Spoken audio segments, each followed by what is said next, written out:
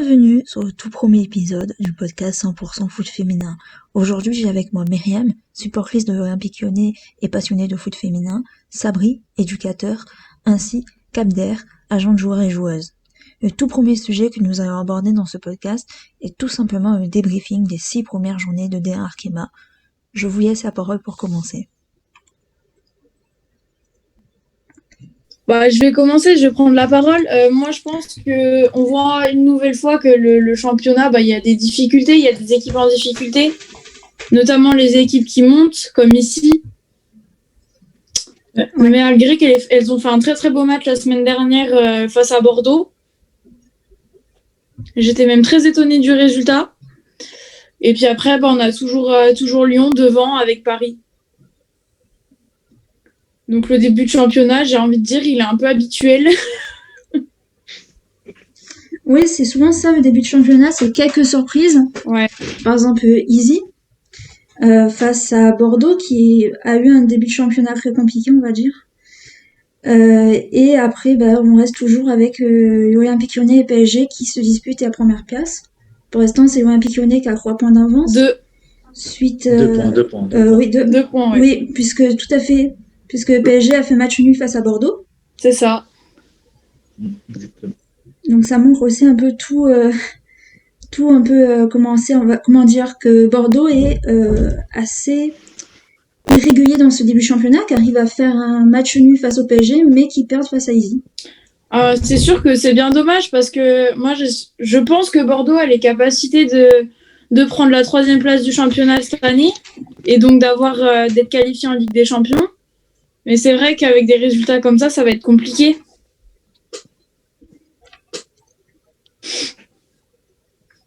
Je sais pas ce qu'en pense Sabri, par exemple. Du coup, moi, ce que je pense, même avis, on trouve toujours les deux grosses équipes de la devant.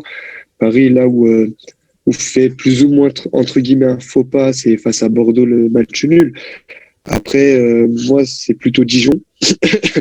Dijon qui fait une bonne prestation malgré tout, malgré ses 3 défaites en tant que début de championnat, mais qui colle le haut de tableau.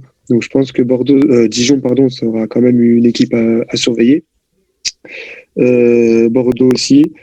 Donc je pense qu'on aura plutôt vraiment un haut de tableau, Lyon PSG comme d'habitude qui va se battre la tête du championnat. On aura la Montpellier, sûrement Dijon et Bordeaux qui vont se battre sûrement la 3e place pour la Ligue des champions féminines. Et après, on aura le reste. Et puis le Havre ici qui vont essayer de se battre au maximum pour pas descendre. Pour pas redescendre. Je pense que malheureusement pour Easy, ça s'annonce déjà très compliqué. Bon, ils ont eu certes une belle victoire face à Bordeaux, mais je pense que l'écart entre la D2 et la D1 est beaucoup plus important pour cette équipe.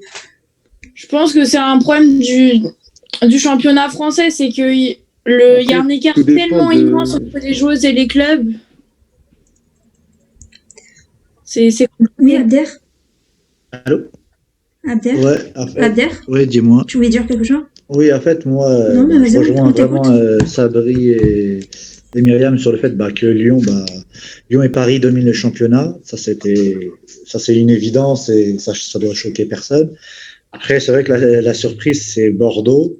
Parce que Bordeaux, on les attendait avec le recrutement et tout ça de super joueuses. Et au final, ils sont 5e du championnat derrière Montpellier et Dijon.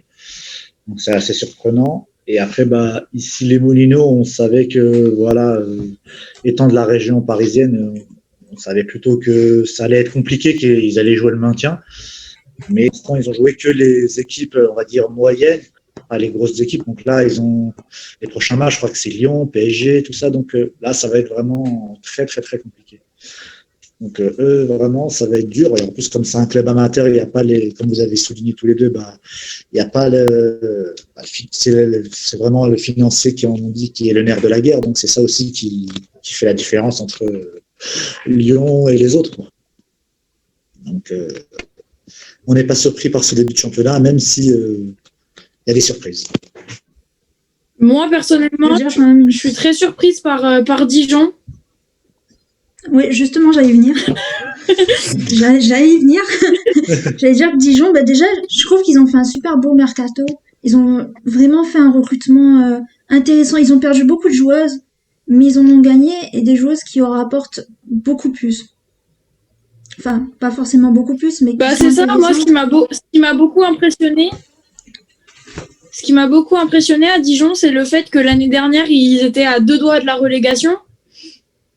Et que là, on les retrouve en début de saison, après 6 journées tout en haut du tableau.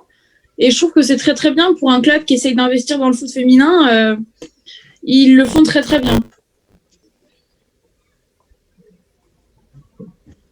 Oui, et c'est assez marrant, c'est que cette année, c'est Guingamp qui se retrouve pour l'instant avant-dernier du classement, alors qu'année dernière, de mémoire, ils avaient fait plutôt un beau début de championnat.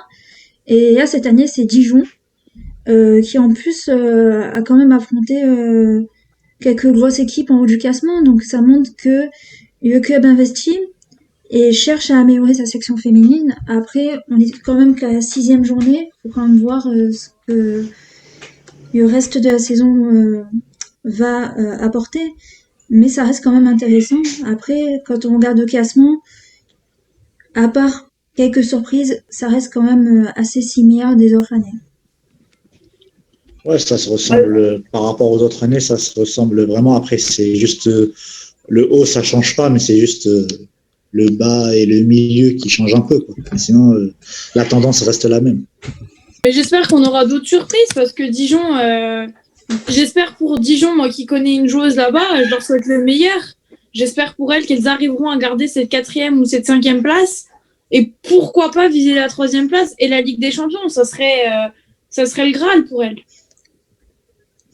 Ça serait énorme, et sachant que Montpellier, ils ont quand même perdu beaucoup de joueuses et qui pour moi, n'ont pas vraiment l'étoffe de pouvoir aller, enfin de rester à la 3e place.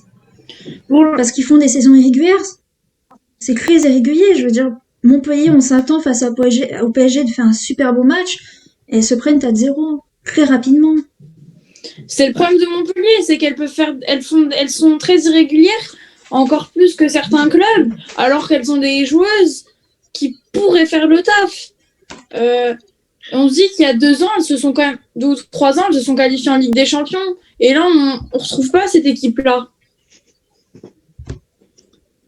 Après, c'est vrai qu'il y a eu la perte de pas mal de joueuses, comme par exemple Sakina Karchaoui qui est partie à l'OL. C'était une joueuse importante de l'effectif, donc c'est compliqué côté gauche. C'est compliqué, quoi. Donc, Montpellier est une bonne équipe, mais je pense qu'il leur faut passer un cap. Il faut faire des recrutements plus ciblés. En plus, maintenant, la tendance, on a remarqué, c'est que maintenant, ils vont chercher plus de joueuses étrangères, des internationales. Ouais.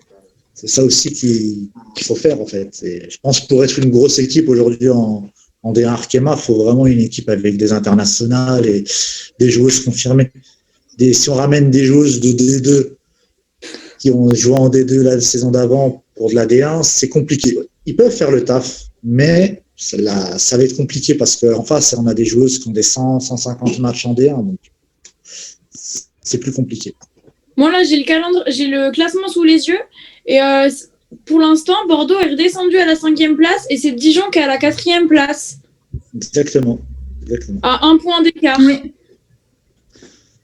Oui, mais je pense que clairement Bordeaux est passé à compter de son match face à Easy et ça aurait pu ils auraient pu prendre la 3e place à ce moment-là. Ils ont clairement raté leur chance. Après, c'était un match, pour avoir vu le match, un match assez particulier à regarder. Beaucoup de joueuses qui étaient blessées. Ouima Tassar qui était blessée. Estelle Cascarino qui me semble se prend un carton rouge assez vite. Ouais, il est rouge. Assez vite. Donc, je pense clairement, elles ont perdu pied. Et pourtant, c'est Easy en face. C'est pas une équipe qui est en D1 depuis longtemps. C'est pas Lyon, c'est pas Paris. Perdu. Ouais. Voilà, c'est tout le problème de Bordeaux. Bordeaux gagne face à Paris, perd face à Easy. Pour moi, c'est clairement c'est Bordeaux, quoi. Elles font de super bons matchs face à Lyon, face au PSG, et elles font match nul face à Reims et elles perdent face à Easy. En fait, moi, on va me dire que je suis supportrice lyonnaise à moitié, mais c'est ce que font les garçons de l'OL. Ils nous ont fait des matchs magnifiques en Ligue des Champions face à la Juventus. face, j'ai même plus les clubs parce que je suis à côté de la plaque. Et à côté, ils arrivent à faire des matchs nuls contre des clubs, mais on se dit, mais des fins de tableau de Ligue 1, on se dit, mais c'est quoi leur problème? Ils choisissent leur match, ils font quoi? Et je pense que Bordeaux, c'est un peu pareil. Je pense que c'est le problème de certaines équipes qui en voyant arriver, par exemple, Easy ou même d'autres équipes, ils se disent, elles sont à notre portée, on peut gagner facilement. Et au final, elles s'y attendent pas parce qu'en face, les joueuses, elles se donnent à fond parce qu'elles savent que pourquoi pas, elles peuvent essayer. Et clairement, Easy a joué son jeu et elles ont gagné. Et qu'est-ce qu'on peut dire de mieux que tant mieux pour elles? Ça leur fait 3 points. Ça a fait, certes, elles ont quand même déjà, j'ai pas le tableau en entier, mais je crois qu'elles ont déjà une différence de but qui est assez incroyable. Je crois moins 16, voilà. Ils ont encaissé 21 buts. Compliqué. C'est la pire défense. Ils ont encaissé 21 buts. Ouais. Mais il faut quand même le souligner qu'elles ont autant de points qu'une équipe comme Guingamp, qui connaît la D1 depuis quelques années maintenant. C'est vrai, oui, tout à fait. Tout à fait. Après, Guingamp, c'est une équipe qui est pas malheureusement stable, qui est souvent proche d'être reléguée, il me semble, qui est quand même souvent dans le bas de tableau, et que par exemple, bien cette saison, on est qu'à la 6e journée, mais qui est derrière le Havre, qui vient aussi de monter. Bon, le Havre, ils ont que 4 points, mais quand même derrière le Havre. Après le Havre a mis beaucoup de moyens durant cette trêve, durant cette grande trêve ou la période mercato. On a vu que le club mettait beaucoup d'investissements au niveau de la communication, au niveau des joueuses. Le club est prêt à redorer l'image de la section féminine à travers le pays. Ça montre un peu aussi l'image qu'il y a sur le début de championnat. Oui, c'est pas une équipe très forte qui peut concurrencer l'OL ou le PSG, mais elles jouent, on va dire, le milieu de tableau. Pour eux, l'objectif, c'est clairement le maintien. Elles vont pas chercher des objectifs très hauts. Après, tant mieux pour elles si les joueuses, même le staff du HAC peut aller chercher le haut tableau, mais il faut pas qu'elles soient trop ambitieuses. Je pense que c'est là où se fait la différence comparé à ici. Je ne dis pas que ici, il met pas les moyens, mais le HAC a fait énormément de communication, tout ce qui est pendant juillet et août. Et puis, je pense que ce qui aide aussi le Havre, ils ont aussi le soutien de la ville en général, notamment de la mairie avec Édouard Philippe. J'ai vu un reportage, je crois que c'était dans Canal+, en mi-temps d'un match, qui soutenait à fond les filles. Et je trouve que c'est aussi très intéressant de voir que les mairies s'intéressent aux joueuses et à leur club. Ça montre aussi à la fédération qu'on n'en a pas rien à foutre du foot féminin. Et peut-être que ça les fera bouger, du moins j'espère. Oui, et je pense que d'ailleurs c'est intéressant, c'est qu'on va passer au deuxième sujet, parce que si vous avez encore des choses à dire sur ce début de saison, mais ça fait une super transition pour parler justement de l'évolution de la D1 Arkema. Donc ma première question, c'est est-ce que pour vous, le championnat est devenu de plus en plus homogène? Pour moi, donc le championnat il n'est pas homogène. C'est pas possible d'avoir encore des différences en première division, d'avoir des scores aussi importants. Régulièrement. Quand on voit qu'on peut encore avoir des 6, des 7, des 8, des 9-0, on se dit qu'il y a peut-être un problème quelque part. Moi, je pense qu'un des problèmes principaux, c'est un manque d'investissement des clubs, mais pas seulement. Il y a aussi, est-ce qu'il y a un manque d'investissement de la Fédération française de foot? Ça, il y en a. Je sais que c'est un sujet assez c'est très tabou, compliqué à parler parce que voilà, c'est tabou et on peut pas dire certaines choses ici, sinon on va avoir des problèmes. Je pense que c'était aussi pourquoi je voulais présenter un podcast, c'est parce que je pense que malheureusement il y a des journalistes ou peut-être qui n'osent pas dire parce qu'on est supporters, on n'a pas toutes les connaissances qu'ils ont, on n'a pas la vérité absolue, mais je pense que derrière il y a des choses qu'ils peuvent pas forcément aborder de peur d'être boycottés de la part de la FFF, hein, parce que c'est elle quand même qui donne les accréditations aux journalistes pour certains matchs, pour par exemple l'équipe de France, mais je pense que derrière il y a un réel problème de la Fédération française de foot. Quand on sait par exemple que les droits TV de la D1 Arkema ne sont pas redistribués au club, déjà, c'est quand même une perte d'argent sèche pour les clubs. C'est ça. On se dit, c'est super, il y a les droits TV. Déjà, ça va permettre aussi à plus de monde de découvrir le foot féminin. Parce que moi, en tant que joueuse, combien de fois j'ai le droit à des réflexions? De toute façon, le foot féminin, c'est nul. Le foot féminin, machin, c'est ça. Je pense que Sabri, on en avait déjà parlé de ce sujet-là il y a quelques temps. On le voit très bien. Donc, ça permet aussi aux gens de se dire que le foot féminin, c'est peut-être pas si nul que ça. Mais en parallèle, que cet argent-là, il revienne, on ne sait même pas où, mais on sait qu'il ne va pas au club, c'est bien dommage. Parce qu'il y a certains clubs qui en auraient bien besoin. Tous les clubs en auront besoin, c'est sûr. Après, il n'y a pas eu cette histoire justement d'une certaine somme qui n'a pas été versée aux filles je crois que c'était une certaine somme d'argent. En plus, on parle en millions d'euros. Je ne sais plus, c'était 2 ou 3 millions d'euros qui devaient être versés au club. Pour savoir, Canaille a acheté les droits d'AD1 à 1,2 million par an, donc ça fait un total de 6 millions pour 5 ans. C'est quand même pas rien, hein. Pour des clubs de D1, certains clubs qui sont conseillés comme amateurs, c'est énorme. Ouais. Bien sûr, c'est énorme. Après, si on doit fonctionner par proportion, par exemple, oui, une affiche OL-PSG n'attirera pas autant de téléspectateurs qu'un ici Bordeaux, par exemple, mais n'est-ce que, on va dire, n'importe quoi, les 1000 téléspectateurs qui vont regarder ici Bordeaux, même si c'est juste, j'ai vraiment n'importe quoi, une petite somme d'argent, ici on a besoin, par exemple. Parce que là, en ce moment, qui est-ce qui raffole tout? C'est l'OL, c'est le PSG, et encore, on ne sait même pas si ils peuvent s'attribuer les droits TV, quoi. Voilà, c'est ça, mais c'est vrai que je pense que c'est vrai que l'OL, Paris ou encore Montpellier n'ont pas forcément besoin de cet argent-là. C'est vrai que des clubs comme ici le mériteraient vraiment parce qu'ils en ont besoin financièrement pour pouvoir recruter des joueuses, pour pouvoir élever leur niveau et qu'on ait un championnat bien plus homogène. Je pense qu'il faudrait un calcul, pas forcément au nombre de spectateurs devant les matchs, mais aussi pour la D1, après la Ligue 1, c'est différent, mais par rapport à ce qu'ont besoin les clubs, pour essayer d'avoir une certaine égalité. Ça, je pense que c'est on va dire des chiffres qui ne peuvent pas se montrer publiquement. Je pense que moi, c'est moi et mon avis, je pense qu'ils sont au courant de tout ça, ils sont au courant des chiffres, de quel club a besoin de tel argent, etc., etc. Ça, c'est obligé que ça soit c'est quelque part, c'est quelque part, on ne sait pas où, mais ils peuvent pas le dire, publiquement parce que il y aura vraiment des répercussions, et des représailles au sein des clubs, c'est sûr et certain. Mais moi, je suis d'accord que même si c'est une minime somme d'argent, même par an, c'est quand même une certaine somme d'argent. Par exemple, juste la dernière fois, on parlait, même peut-être en tant qu'agent de joueur et de joueuse, on va peut-être avoir la vérité. Enfin, la vérité, je sais pas, mais on va peut-être avoir des informations supplémentaires. Mais on me disait, Sabri, combien touche un joueur en national chez les garçons et combien touche une fille en D1 Arkema? Pour vous dire déjà la différence. Et on disait, un joueur national, en moyenne, ça peut toucher 1000, 2000, 3000 euros, tout dépend du joueur, du contrat, etc.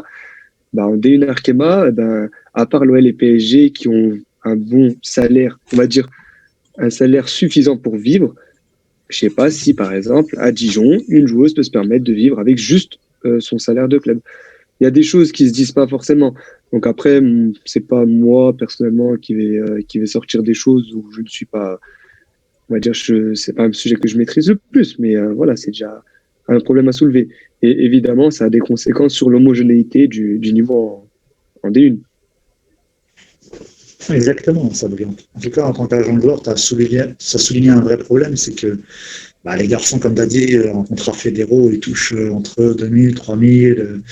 Il y en a même en national qui peuvent toucher entre 5 et 10 000 euros. Donc, si c'est dans un club pro, je sais pas, par exemple, comme le Red Star, qui est en Ligue 2, je pense que les joueurs touchent entre 5 et 10 000 euros par mois. Alors qu'en D1 féminin, en D1 Arkema, est-ce qu'à part Lyon et Paris, j'aimerais bien savoir une joueuse à Dijon ou à Bordeaux ou à Fleury, combien elle gagne? À Bordeaux, je pense que à Bordeaux maintenant, elles doivent mieux gagner leur vie. Bordeaux, Montpellier, le PFC et puis peut-être Guingamp, à mon avis, ça peut aller. Mais après, tu sais, Myriam, pour tout ce qui est rémunération, après, c'est au cas par cas. Quand tu as dans ton équipe, t'as Eugénie Le Sommer à Dijon, t'as l'attaquant de Dijon, c'est pas le même calibre. Donc, c'est sûr. C'est comme la disparité entre Neymar et Kimpembe. Tu vois, c'est pas pareil, c'est pas le même rendement qu'on attend, tu vois. Ah mais je suis d'accord avec toi. Il y a des disparités, c'est comme dans le travail aussi. Tu verras quelqu'un qui est directeur, il va gagner 7 000 € par mois, et tu vas voir quelqu'un qui est employé, il va en gagner que 1 500 ou 2 000. Et ça, la disparité, elle sera toujours là. Parce que il faut que ça soit attractif. Si tout le monde demain gagne la même chose, quel est l'intérêt des transferts au final? Tu vois, il faut qu'il y ait une homogénéité, mais il ne faut pas que ça soit vraiment. C'est pas possible, quoi, tu vois. Il y a des choses. Oui, non, mais ça, ça c'est sûr et certain. Mais au moins qu'elles aient toutes des salaires convenables. Voilà. Au moins un contrat fédéral, moi je dis. Au moins un contrat fédéral. Oui. Voilà, au moins. Mais à quel moment on peut dire. Pardon, vas-y. Juste aussi qu'elles soient reconnues comme professionnelles. Ce serait déjà juste un grand pas. Après, c'est un autre sujet dans le sens où, par exemple, moi j'ai fait des statistiques, j'ai vérifié, par exemple, il y a 12 clubs en France, en D1, tu es d'accord? Oui. Et il y a 75% des clubs qui sont professionnels. Donc, tu as à part ici, Soyo et Fleury, ils ne sont pas professionnels. En Angleterre, tu as 100% des clubs qui sont en Espagne, sur 18 clubs, tu as 83% qui sont pro. Et après, en Allemagne, tu as pareil qu'en France, 75%. Donc déjà, c'est pas pareil. Non, mais alors, un club comme Manchester City, c'est pas pareil. Tu vois. Un club comme Manchester City, Fleury. Je pense malheureusement quand on sait déjà qu'il y a des joueuses qui travaillent à côté de leur carrière de sportive, déjà ça c'est un frein pour le développement en elles-mêmes. Et quand on sait aussi que certains clubs n'ont même pas financièrement les capacités pour faire le transport des joueuses dans de bonnes conditions, quand on apprend qu'il y a encore quelques temps, il y avait des joueuses qui se faisaient 15 heures de bus pour se rendre au match. Il y en a, c'était il y a pas longtemps, je sais plus quel club là qui l'a fait cette saison déjà. Mais je me rappelle que Rodez le faisait. Rodez, il partait en 2 minibus. Il partait à 2 minibus. Quand tu te retrouves 2 minibus et tu t'affrontes PSG ou l'OL, tu t'es tapé 15 heures de bus. Voilà quoi, ça veut déjà tout dire. Et à ce moment-là, tu peux pas te permettre. Enfin, c'est tellement compliqué après pour les clubs de se dire, mais on va viser ça, on va viser ça, quand derrière elles n'ont pas forcément les moyens, et quand tu sais que derrière t'as des joueuses qui font des études, travaillent à côté parce qu'elles n'ont pas les moyens de vivre de leur passion, de leur sport. Il y en a certaines c'est un choix, mais il y en a d'autres c'est pas du tout un choix, c'est une nécessité pour vivre. Exactement. Et d'où, comme tu soulignes Julie, c'est que Rodez 15 heures de bus, tu vas affronter en D1, tu vas affronter le PSG, alors, logique tu perds, et après à la fin de l'année tu descends en D2. Tu sais, c'est ça, descente en D2. Marseille, même cas. Metz, pareil. Tu n'investis pas dans ton club, tu prends pas les meilleures joueuses ou tu prends que les jeunes pour les faire progresser, tu peux pas te maintenir en D1. Surtout si tu tombes contre un ogre comme Lyon, où tu as une attaque où ils te mettent des 50-60 buts, toutes compétitions confondues, c'est pas possible. C'est pas possible. C'est clairement une accumulation en fait de problèmes, que ce soit logistique, financière, même des fois on peut même dire que l'écart entre la D1 et D2 est tellement impressionnant que certains clubs arrivés en D1, on sait qu'ils vont faire qu'une saison et qu'ils vont retourner en D2, qu'ils risquent de revenir pour faire. Ils vont faire l'ascenseur. C'est comme Marseille, Marseille et Metz. C'est ce qu'ils font depuis des années. Là, c'est vrai que Marseille, c'est quand même. On a eu 2 clubs. Marseille, c'est quand même choquant. Marseille, c'est quand même choquant parce qu'on se dit Marseille, c'est l'Olympique de Marseille. Ce n'est pas, c'est un club où on connaît, qui a certes de gros problèmes financiers, mais qu'on connaît quand même, qu'ils ont fait une première montée en D1 qui est réussie, pour que l'année d'après, ils se ramassent complètement, qu'ils descendent en D2 pour revenir, qu'ils descendent en D2 pour revenir en D1 une saison, pour qu'elles pratiquement ne fassent pas grand chose, même si la saison a été arrêtée à cause de la pandémie, pour qu'elles redescendent en D1, en D2, pardon. Donc ça montre quand même que il y a un réel problème d'investissement de la part du club, mais aussi, comme je disais tout à l'heure, de la part de la Fédération française, qui ne fait pas peut-être nécessaire pour que le championnat soit plus attractif et le rendre plus populaire aussi. Moi, je pense que la France, si le jour où il gagne une compétition internationale, ça peut changer. Mais juste quand je parlais d'être professionnel, c'est pas forcément sur ce que font les clubs de payer les filles, machin. Ce que je disais comme professionnel, c'est que les filles sont reconnues par la LFP, la Ligue professionnelle de football. Parce que aujourd'hui, elles le sont pas. Les joueuses, elles ont une licence comme la mienne, qui joue moi je joue en niveau régional, elles ont une licence district voire ligue. Elles n'ont pas une licence qui est reconnue par la LFP. Et moi, il faudrait au moins ça. Ça ferait quelque chose. Ça change tout aussi, hein. Tu sais, quand tu passes, parce que la FFF, elle gère le championnat amateur et la LFP, elle gère le championnat professionnel. Donc après, ça change aussi l'organisation, ça change plein de choses. C'est pas juste un changement de licence, ça entraîne plein de règlements derrière, c'est d'autres règles, de règles qui sont mises en place. Donc après, est-ce qu'ils sont prêts à faire ce changement? Ça, c'est un autre sujet. Après, moi, là où je veux mettre l'accent dessus, c'est ce que on parle de professionnalisation dans le sens financier où les clubs ne mettent pas les moyens pour faire progresser les joueuses, ou alors on parle sur plutôt en termes de l'homogénéité sur le terme sportif, c'est-à-dire en termes de niveau. Est-ce que on reconnaît un club professionnel par rapport à son niveau, par rapport aux résultats sportifs, on reconnaît un club pro ou une équipe professionnelle par rapport à son statut financier. Est-ce que l'OL, c'est un club pro par rapport à l'argent, les moyens qu'ils mettent dans leur section féminine, ou alors par rapport au niveau qu'ils ont élevé? Alors oui, je suis d'accord qu'il y a un lien. Évidemment, si on met les moyens financiers, bien sûr que derrière, on attend des résultats, je suis d'accord. Mais voilà, est-ce que aussi on considère qu'une équipe est pro aussi par rapport à l'image des garçons? On prend l'exemple de Marseille. Est-ce que Marseille, on attendait vraiment à ce qu'elle fasse une super prestation en D1 parce que derrière, il y a l'image des garçons qui a été véhiculée, où c'est une ville football, etc. ou pas? Il y a plein de questions qui se posent. Dans quel sens on voit le professionnalisme, la professionnalisation du foot féminin? L'homogénéité, on commence à le voir, mais pas, on va dire, pas en haut de tableau, plutôt en milieu de tableau. Avant, on voyait vraiment un tableau séparé en deux. Maintenant, on voit, si on prend, là, on n'est qu'à 6 journées du championnat, on prend les 6 premières journées, on a quand même l'OL à 18, Paris à 16, et si je dis pas de bêtises, Montpellier à 13 et Dijon à 9. Il y a quand même un petit écart. Alors, je prends pas entre Lyon et Dijon, par exemple, mais on a commencé un écart au niveau de points qui se resserre.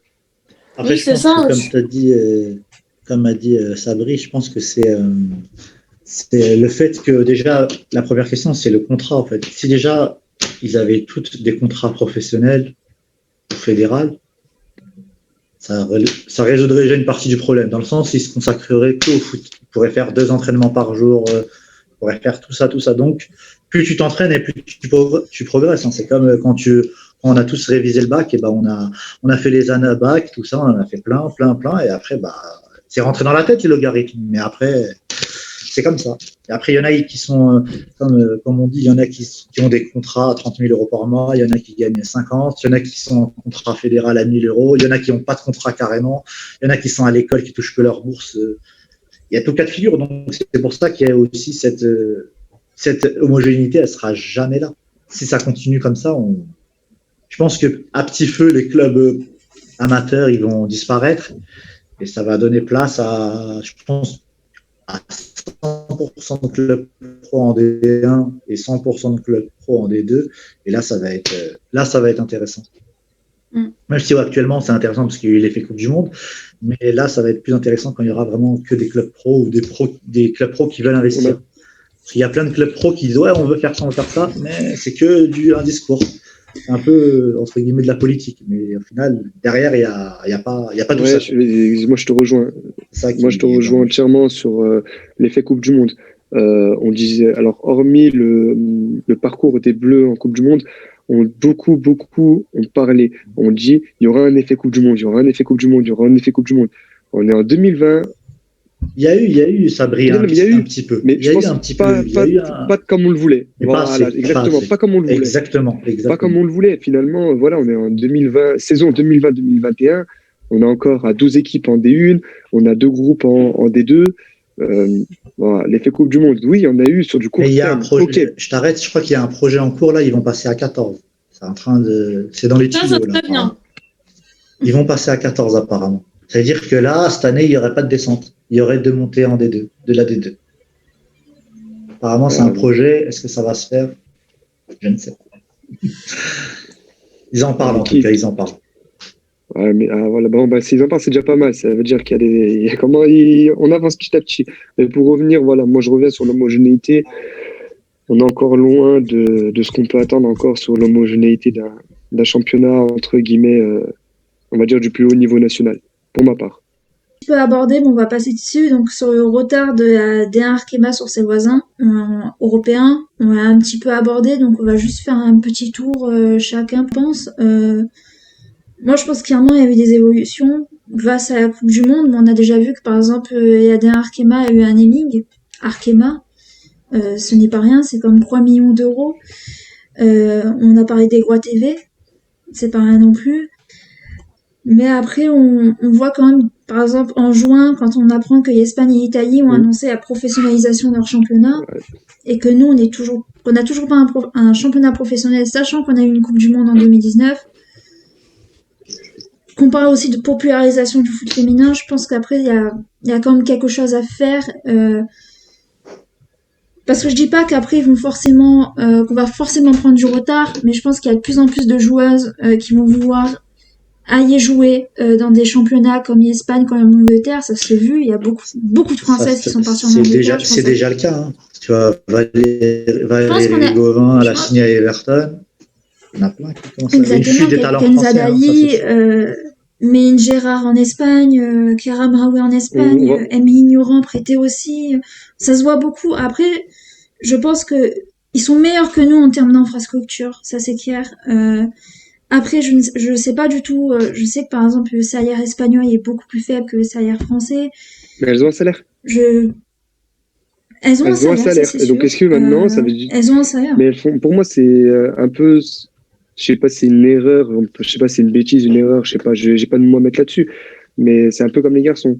On est en France, mais on va pas rester en France. On va voir ailleurs, à l'étranger. Et là, en fait, la France qui avait énormément d'avance sur le foot féminin, juste avec le fait que l'Espagne, l'Angleterre ou l'Italie, si j'ai pas de bêtises, qui professionnalisent son foot, on a du retard. Juste de ce fait, d'une signature, la France a pris du retard. Ça fait qu'il y aura l'effet, c'est la perte des joueuses, comme ça il souligne, il dit dès qu'elles vont se professionnaliser, je complète ce que tu dis, c'est qu'il y aura une fuite des talents et ça va continuer. Ça va continuer. Ça c'est sûr. C'est le cas. Et après bientôt l'équipe de France, excuse-moi. Après, il y aura un impact sur l'équipe de France, comme tu dis, Sabri. Ça, il y aura un impact. C'est ce que je voulais dire. Finalement, on aura une équipe de France avant, on avait une équipe de France où toutes les filles, en grande majorité, venaient de l'OL, mais il y avait la majorité, on va dire 90%, venaient des clubs français. Là, on tend vers une équipe de France où les joueuses ont signé ou jouent dans les clubs étrangers. Donc ça veut dire finalement la pub va se faire pour qui? La publicité, la communication va se faire pour les clubs étrangers et non pour les clubs français. C'est ça. Exactement. Moi, je pense qu'on va clore sur ce sujet et on va attaquer le dernier, donc sur la situation d'équipe de France. Aïe. Ouais. Donc, ouh là là. Attention à ce que vous dites, attention. Avant de commencer. On sera écouté. Ouais. Je vais avoir des gens qui vont venir taper à ma porte. Je vais d'abord faire un bref. Je vais faire vraiment une brève explication sur l'arrivée de Corinne Jack à la tête de l'équipe de France. Elle est arrivée le 30 août 2017 pour remplacer Olivier Chouameni, qui lui est resté une petite année à la tête de l'équipe de France de 2016 jusqu'en 2017. Il a participé à Euro 2017. Est-ce que je peux souligner quelque chose? Vas-y, je t'en prie. Moi, je vais peut-être être méchante avec Corinne Jack, alors je vais essayer de me limiter. Mais je tiens à souligner que Chouameni est parti avec l'équipe de France avec un très bon quota. Malheureusement, mais justement, il avait juste une défaite, et la seule défaite, c'est l'élimination à l'Euro contre l'Angleterre 1-0 en quart de finale. Sinon, il y avait 15 matchs, seulement 15 matchs à la tête de l'équipe de France et une seule défaite. Et je pense que la victoire à la Champions Cup avec une victoire 3-0 face aux États-Unis. C'était beau aussi. C'est pas rien. On a appris cette semaine, ou la semaine dernière, il me semble, la prolongation de contrat Et la semaine dernière, pour Euro 2022, qui a été déplacé à cause de la pandémie. Donc Corinne Diacre, il y a eu beaucoup d'actualités sur elle au cours des 2 dernières semaines, surtout avec la liste de l'équipe de France qui était sortie, avec l'évention d'Amandine Henry. Ses choix et son management ont souvent été remis en cause. Moi, j'aimerais vraiment avoir votre avis. Soyez pas trop méchants sur Corinne Diacre, mais on sait, par exemple, je vais juste venir sur ça parce que c'est quand même intéressant. J'ai fait une petite liste des joueuses qui, à l'arrivée de Corinne Diacre, n'ont plus jamais été appelées en équipe de France. Ah, c'est intéressant ça. Sandy Toyetti a été appelée pour la dernière fois le 15 septembre 2017 face à France-Chili. Donc elle a fait qu'une seule sélection avec Corinne Diacre. Méline Gérard, son dernier match, ça a été face à l'Allemagne France 4-0, où elle était d'ailleurs titulaire. En 2017 aussi. Kéra Amraoui, particularité, elle a été rappelée juste un peu avant la Coupe du Monde, en avril 2019, face à France-Japon. Chiara Vogé, on l'a plus jamais revue depuis l'arrivée de Corinne Diacre. Sa dernière sélection, c'était face à l'Angleterre, à Euro 2017. Et c'est exactement pareil pour Clarisse Billon. C'est, on va dire, les joueuses où on entend le plus souvent qu'elles manquent à l'équipe de France, qui ont souvent été titulaires et appelées en équipe de France, qu'on a malheureusement plus revues. Donc j'ai fait cette petite liste parce que je trouve que c'était assez intéressant. Et maintenant, je vous laisse votre avis. Bon, je vais commencer. Moi, en tant que supportrice lyonnaise, on n'est pas forcément très très amis avec elle. Je fais partie d'un groupe de supporters, donc c'est vrai qu'elle est souvent taillée par derrière, par les supporters. Je pense qu'ils se reconnaîtront s'ils écoutent. Mais voilà, moi c'est vrai que je pense qu'elle a des choix tactiques qui sont pas forcément très très compréhensibles, parce qu'elle a des joueuses avec des qualités extraordinaires. Moi je pense qu'Amraoui, elle a tout ce qu'il faut pour être appelée en équipe de France. Elle fait des matchs magnifiques avec le Barça et c'est une chose que j'aimerais vraiment retrouver sous le maillot bleu. Après, il y a des choix qui peuvent être compréhensibles. Par exemple, Méline Gérard, c'est vrai qu'elle a eu plein de soucis dans sa carrière. C'était compliqué à Montpellier. Moi qui la suis de très près, je sais que ça a été très compliqué pour elle. Donc voilà. Mais c'est vrai que des joueuses comme Amraoui ou même Claire Lavogé qui a eu des difficultés, mais qui depuis qu'elle est à Bordeaux, elle brille, j'ai envie de dire. C'est pas forcément compréhensible. Donc j'espère que avant l'Euro 2022, elle va faire revenir ces joueuses-là qui le méritent. Et que certaines, on les voit plus dans la liste parce qu'à chaque fois que je vois leur nom, j'ai des boutons qui apparaissent. Même quand je vois Diacre, j'ai des boutons, alors j'ai envie de vous dire. Tu vas avoir des problèmes. C'est pas grave. Ça va, t'as pas cité de nom. Mais après, je pense que malheureusement, il y a quand même certains noms, prénoms et noms, on sait de qui tu parles. Par exemple, Clément, il y a des choix qui n'ont pas été logiques, ou par exemple, des joueuses qui ne sont ni titulaires dans leur club, et qui sont pas souvent décisifs, sont appelés en équipe de France, face à d'autres joueuses qui sont décisives, comme Chiara Amraoui, et titulaires à Barcelone, qui ne sont pas appelés. Après, on peut se poser vraiment des questions. On va me dire que je l'aime pas, mais c'est pas grave, c'est vrai. Valérie Gauvin, qui, sur la saison dernière, était presque régulièrement tous les matchs sur le banc avec Montpellier, une bonne majorité, et qui était tout le temps en équipe de France et majoritairement titulaire. Après, là, je prends la parole. Je vais pas défendre Corinne Diacre, je suis pas contre pour Corinne Diacre, je suis pas pour, parce que là, c'est pareil.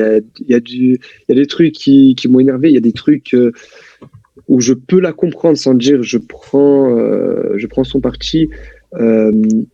Même avis que Myriam. Valérie Gauvin, pendant la Coupe du Monde, mais pourquoi titulaire? Pourquoi? Franchement, on avait du Delphine Cascarino, on avait du Eugénie Le Sommer. Il y avait des attaquantes pour faire la différence dès le début d'un match. Il y avait Diani aussi. Hein. Il y avait Khadija Choudjani. Pareil, voilà, il y avait de la pointure en attaque. Là, après, je prends de la posture d'éducateur. Des fois, on essaie de comprendre sans comprendre, parce que nous, en tant qu'éducateurs, on a des idées dans la tête et on sait que ça va marcher. Du coup, c'est pour ça.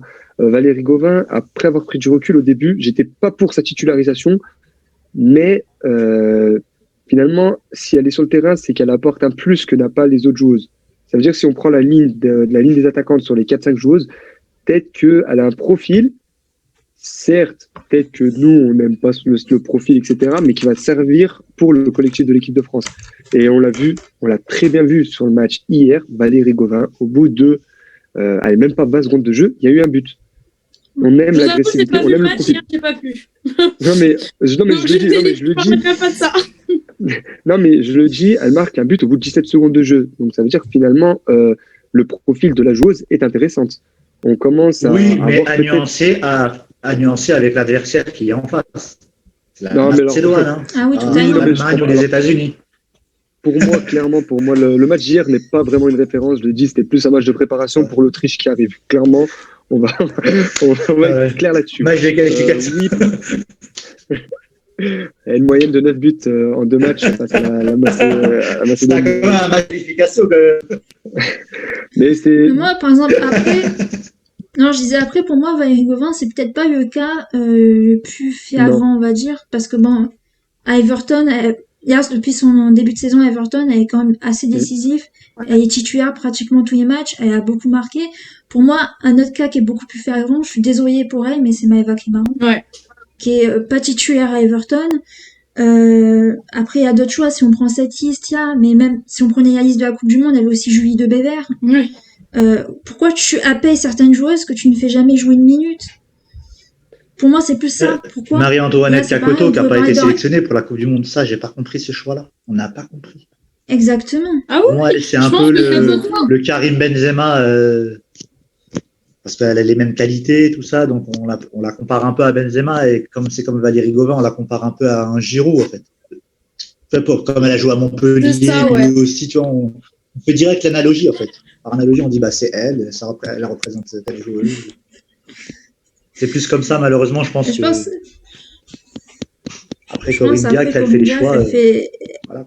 Ouais, elle fait des choix. Après, sélectionneur, on te dit, il faut prendre 25 joueurs, t'en as 100. Bon courage. Voilà, c'est ça qu'il faut prendre en compte. C'est ça qu'il faut prendre en compte. Ouais. Après, il y a des joueuses, on va pas dire des joueuses qui sont indétrônables, mais par exemple, Eugénie Le Sommer ne perdra jamais sa place en équipe de France. Après, Amandine Henry, on a tous été surpris parce que elle revenait de blessure, certes, mais la meilleure réponse qu'elle a donnée, c'est le but contre Guingamp, en fait. Mais elle a fait un superbe match face à Guingamp. Moi, j'ai adoré la sélection avec Marc. Le but qu'elle te met, mais... Ouais, tout à fait, oui. La petite photo qu'elle est bien, quoi, avec Marot derrière en train de montrer le maillot, le flocage d'Amandine, j'ai trouvé ça tellement beau. Et on voit cette solidarité, mais est-ce que c'est... Je pense qu'il y a où ça a surpris beaucoup de monde de la non-titularisation, enfin de la non-sélection d'Amandine Henry, c'est le fait que vous avez dit c'est un choix sportif, parce qu'elle a été blessée, parce qu'elle n'est pas revenue soi-disant en forme. Mais il faut pas oublier que par exemple Glace Guerrero a été blessée, elle n'a joué que 30 minutes et a été sélectionnée. Et puis Charlotte Bilbao. C'est pour ça le paradoxe, c'est que c'est même pas vérifié. Ouais, Charlotte Bilbao, par exemple, elle joue très peu. Donc, pourquoi être appelée en équipe de France? C'est ça. Est-ce qu'il n'y a pas un message derrière de la part de Corinne Diacre dans sa sélection des qualificatifs? Est-ce qu'il n'y a pas un message? Moi, j'en discutais récemment. Quand on regarde la sélection des joueuses de Corinne Diacre, on a vu que si on prend la liste Coupe du Monde, la sélection Coupe du Monde et la sélection qui a été faite là, on a vu il y a beaucoup de changements. Est-ce que c'est pas un message aussi pour dire bonjour, il faut qu'il y ait une page qui se tourne pour l'équipe de France? Est-ce qu'on n'est pas en train de préparer aussi une nouvelle génération derrière? C'est la question qu'il faut se poser, que je me suis posée. Je n'ai pas la réponse. Je dis pas que c'est l'argument fort de cette sélection, de cette liste des joueuses. Mais voilà, derrière, à un moment, les joueuses, elles sont pas immortelles. Et il faut commencer à inclure du 109. Maintenant, je ne suis pas sélectionneur. Je sais que déjà moi-même, à mon niveau, pour sélectionner un groupe de 14 joueuses, alors que j'en ai 20 à l'entraînement, c'est très difficile. Quand on a des joueuses françaises au nombre de plus de 50 et qu'on doit choisir que 23 à la fin, ça reste hyper compliqué. Voilà, il y a plusieurs paramètres à prendre en compte. Le sportif, aussi les projets sur la durée. on n'est pas là pour gagner juste 2-3 matchs. On est là pour faire une équipe pour l'Euro 2022. Il faut penser dans sa tête à l'Euro 2022. C'est pas juste l'Autriche et l'équipe qu'on a gagnée hier, la Macédoine du Nord ou la Macédonie. La Macédoine du Nord. Voilà, faut penser, faut se mettre un peu à sa place. Je comprends la frustration des supporters lyonnaises ou des supporters des Bleus, parce qu'Amandine Henry, c'est quelqu'un de charismatique, c'est une joueuse qui a fait une très bonne Coupe du Monde en France en 2019, qui mérite son brassard de capitaine. Maintenant, je dis pas qu'elle ne mérite pas sa section en bleu, c'est pas ce que je dis, hein. Mais est-ce qu'on ne devrait pas penser aussi à un nouveau chapitre pour les Bleus? Je sais pas, c'est une question à se poser. Voilà. Je pense que les supporters, ils comprennent pas au fait que certaines joueuses soient sélectionnées parce que pour telle raison, et que tu sélectionnes pas Amandine Henry. Et c'est ça qui est surprenant. Ou à la Coupe du Monde, tu prends pas Marie-Antoinette Kakoto, qui est la meilleure buteuse du championnat. Je dis, mais attends, ouais, elle aura le temps de revenir. Mais non, mais on prend les meilleures joueuses pour faire une Coupe du Monde. On prend les meilleures joueuses. Didier Deschamps, il a bien compris. Il dit pas, ouais, Kylian Mbappé, je le prends pas parce que dans 2-3 ans, il y aura un Euro. Il le prend maintenant parce qu'il sait qu'il faut compter sur lui. Après, c'est Kylian Mbappé. C'est pas comparable à Marie-Antoinette Kakoto. Je pense que c'est ça que souvent, Corinne Diacre est critiquée, c'est qu'elle fait des choix face à des joueuses qui vont aller dans son sens et qu'elle va pas prendre des joueuses qui sont fortes tête, souvent dites fortes hier, tête. Hier, elles ont été punies. Wendy Renard, Amel Majri, c'est entre guillemets une punition. Hein. C'est sûr, parce qu'elles ont pris la parole. Et moi, je vais reprendre, je sais pas si vous avez... Mais ça, c'est pour tous les joueurs et les joueuses, que ce soit en Régional 1 ou en D2, à partir du moment où, malheureusement, le joueur ou la joueuse, elle ouvre sa gueule, entre guillemets, désolé pour l'expression, mais elle est carton rouge, c'est fini. Tu vas aller jouer avec la district, c'est terminé. Je vais reprendre ce qu'a dit Gérard Prêcheur il y a 2 jours, et j'ai trouvé... On va me dire que je suis pro-lyonnaise. Après, je pense que des Parisiennes ont aussi la capacité de le dire. Là, je vais être contre Prêcheur sur une partie où il a dit que pour lui, il n'y avait que les Lyonnaises qui avaient la légitimité de s'opposer à Diacre et de donner leur avis parce qu'elles ont cette position de vainqueur. Je suis pas d'accord. C'est clair. Je suis pas d'accord. Alors autant j'aime beaucoup Prêcheur, mais je suis pas d'accord. Je pense que on ne peut pas dire que sous prétexte que tu es de l'OL, que tu as gagné la Ligue des Champions, que tu as une légitimité par rapport aux autres. C'est-à-dire que les autres clubs, c'est quoi? C'est 0. Non, je pense que les Lyonnaises, on entend beaucoup parler des Lyonnaises parce que quand on regarde la liste, quand on regarde les joueuses, c'est qui les joueuses qui ont plus de 30 ans, qui sont cadres? C'est pratiquement que des Lyonnaises. Donc je pense qu'elles ont beaucoup plus à cœur parce qu'elles disent elles écrasent le football féminin en France et en Europe. Non, mais je pense aussi c'est parce qu'elles se disent clairement Euro, voire Paris 2024, ça va être la dernière chance qu'elles vont avoir pour gagner un titre à l'international. Vu que j'ai pas eu le temps de finir tout à l'heure, par rapport à ce que tu disais très cher, parce que j'ai pas eu le temps de finir, et à la fin de sa citation, c'est ce qui était le plus intéressant, mis à part que les Lyonnaises avaient la légitimité de parler pour lui, c'était que Corinne Diacre était protégée par son statut de femme. Et il disait qu'un homme qui aurait fait ces résultats-là, il aurait été pendu sur la place publique. Et ça, il a raison. Parce que Chouafny, c'est ce qui s'est passé. Et Chouafny, il a eu une défaite, on lui a montré la porte. Et une seule défaite. Mais alors, ok, et Chouafny a pris une défaite et s'est pris la porte. Mais est-ce que c'est vraiment la raison de son, on va dire, de son licenciement à la tête de l'équipe de France? Est-ce que c'est vraiment le fait qu'il s'est reçu une défaite ou il y a autre chose derrière? C'est ce qui est... En tout cas, c'est la personne officielle. Oui, mais tu sais, entre ce qu'on dit officiellement et ce qui se passe derrière, il y a toujours un fossé. Il y a beaucoup de choses en interne qu'on ne sait pas, et je pense que c'est exactement le cas aussi. Et qu'on ne saura jamais, il y a beaucoup de choses en interne, qu'on ne saura jamais. On saura dans 5 ans. Ou dans 5 ans, quelque part, aussi, pour le bonheur de certains supporters, ou de tous les supporters, elles soient mises à pied, on ne le saura quand même pas. Oui. On le saura quand même pas. Mais moi, j'aimerais revenir sur un truc. À un moment, j'ai envie de dire... Corinne Diacre, elle n'a pas à se justifier. Clairement, elle n'a pas à se justifier dans le sens, elle est sélectionneuse. Elle est sélectionneuse d'équipe de France. Son rôle est très explicite. Elle sélectionne les joueuses. Maintenant qu'elle estime, elle, faire un bon Euro, par exemple, une bonne Coupe du Monde. C'est-à-dire pour elle, elle va sélectionner pour elle les meilleures joueuse, peut-être pas sportivement. Deschamps, qu'est-ce qu'il a dit pour sa Coupe du Monde? Il a dit, j'estime que c'est le meilleur groupe pour aller loin en Coupe du Monde par rapport à la cohésion, par rapport à l'entente qu'il y a entre les joueurs. Deschamps l'a dit, ok, après on est sur un stade garçon, les joueurs qu'il a pris, c'est quand même des joueurs d'un certain calibre, je suis d'accord. Maintenant, Corinne Diacre, pour moi personnellement, elle n'a pas à se justifier publiquement. Les journalistes qui disent pourquoi avez-vous sectionné elle et pas elle, bah occupe-toi de tes affaires en fait. Dans un sens, c'est occupe-toi de tes affaires. Je pense que je suis d'accord avec toi sur certaines joueuses, oui, mais quand tu sélectionnes pas ta capitaine, Oui. Tu dois quand même derrière avoir une explication parce que c'est ta capitaine. Si tu es un homme capitaine, c'est pour une raison. Je suis d'accord.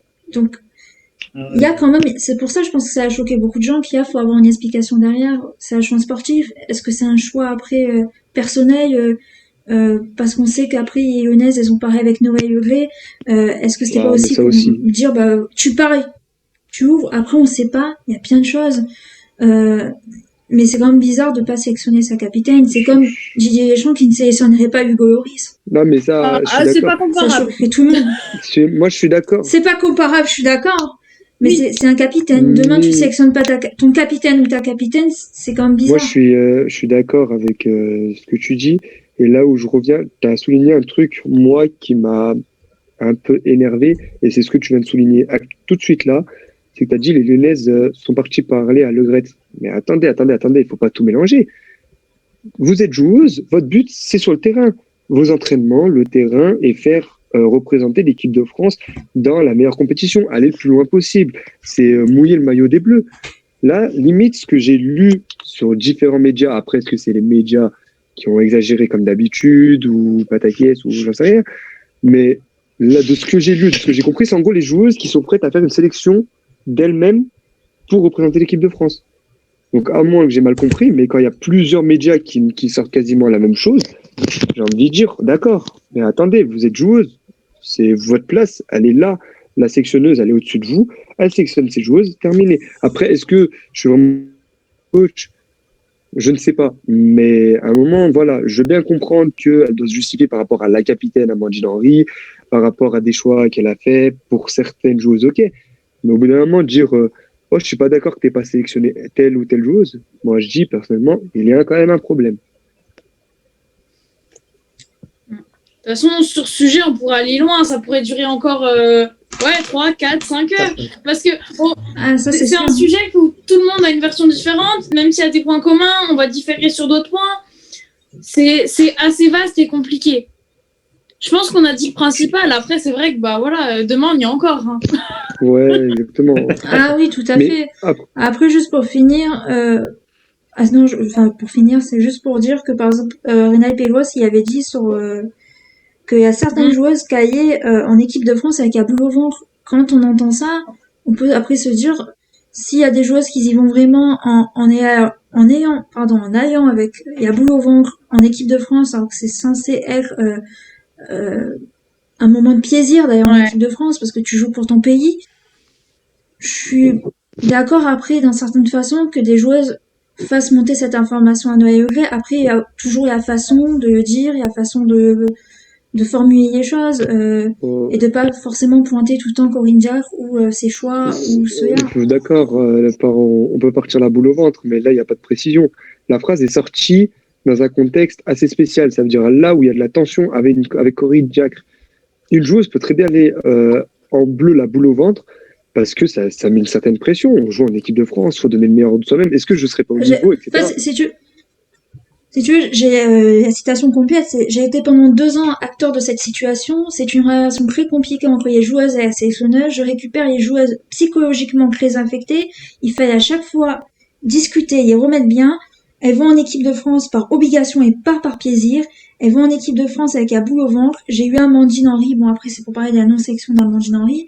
Mais juste pour reconstituer la phrase. Donc, ça montre... Après, c'est certain qu'il y a des tensions entre des joueuses et Corinne Diacre, au point que ça affecte des joueuses. Après, comme elle a dit Myriam, on peut pendant 2 heures discuter. On aura des points communs. Toujours différents. Voilà, c'est ça. Donc, après, pareil...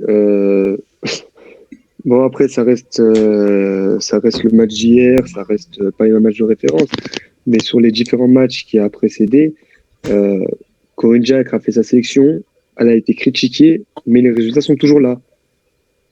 Oui, et pourtant, malgré ce qui a été dit, là pareil, les avis divergent. Je suis pas pour Diacre, je suis pas contre Diacre, même si Diacre, évidemment, je répète, il y a des choses auxquelles je me suis opposé.